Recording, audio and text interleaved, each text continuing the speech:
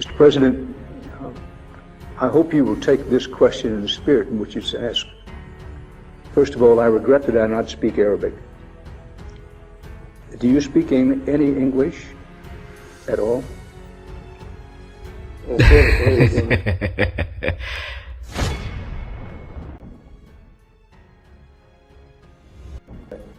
كافيه قاعد دنك ميديك بكاحي سو كافيه ما يسدد I have coffee. وايو أمريكان واحد جعلين كافيه. That's true, and this American likes coffee. waxa uu ku yidhi mudane madaxweyne su-aal ayaan doonayaa dhankaaga ku saabsan inaan ku weydiiyo. wuxuu ku yidhi ugu horreyn waan ka xumahay maxaa yeelay kuma hadli kara carabiga. su-aashayduna waxa ay tahay ma igula hadli kartaa luuqadda ingiriisiga? أنا وان كحماي maxaa yeelay kuma hadlo anigu luuqadda ingiriisiga. intan awoodo ayuun baan ka fahmaa anigu.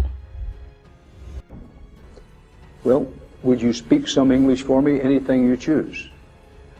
wuxuu yidhi ma igula hadli karaysaa intii aad ka taqaano uun ingiriisiga intay doontaba ha noqotee. luuqaddaynu waa carabi. My language is Arabic. I understand.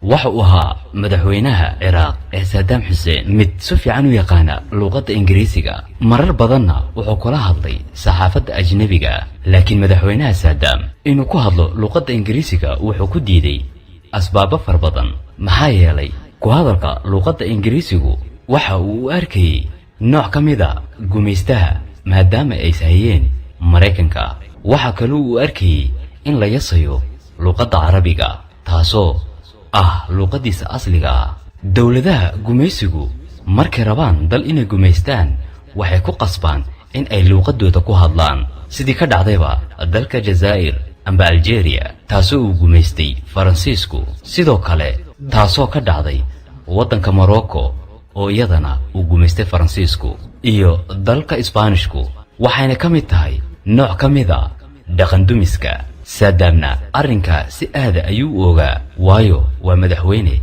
erey walba oo ka soo baxa waa uu xisaabsan yahay. waxaanan idiin tusi doonaa muuqaal yar oo kooban oo saadaam xuseen uu ku hadlayo luuqadda ingiriisiga taasoo ina tusaysa markii uu turjumaagiisu yara khaldamay in uu saadaam toosiyey.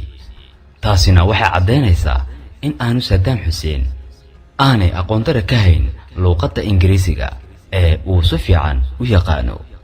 saadaam ayaa u saxaya turjumaagiisii luuqadda ingiriisiga. You know, what you call them guests by force or against their will feel the burden that the situation is imposing upon them. maxaa tidhi mase awood leh Against their will, say, بعكس رغباتهم. بعكس رغباتهم. Against their will. His Excellency underlined my description of their being guests against their will rather than. sidaa ogeed maaha mar walba sida iyaga raali gelinaysa inaan inagu u dhaqanno. taasina waxayd markii uu ciidanka ciraaq uu galay waddanka kuwait 1991 waxaanu ahaa suxufi weydiinaya saadaam xuseen xaaladda dad uu saadaam xuseen uu haysto ajnabi ah inta aanu maraykanku soo gelin dagaalka.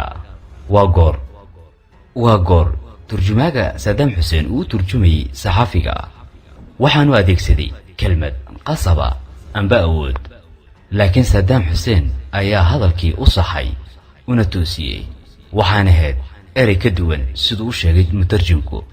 taasina waxay caddaynaysaa saadaam xuseen inuu ahaa nin aad u yaqaana luuqadda ingiriisiga balse aan jeclaysan inuu ku hadlo luuqadda maadaamuu yahay nin carab ah wuxuu ilaashanayay dhaqankiisa waxaanu ku qasbayey saxafiyiinta in uu kula hadlo luuqaddiisa carabiga aanu ka yeelin iyaga marnaba in ay siday rabaan uu ula hadlo.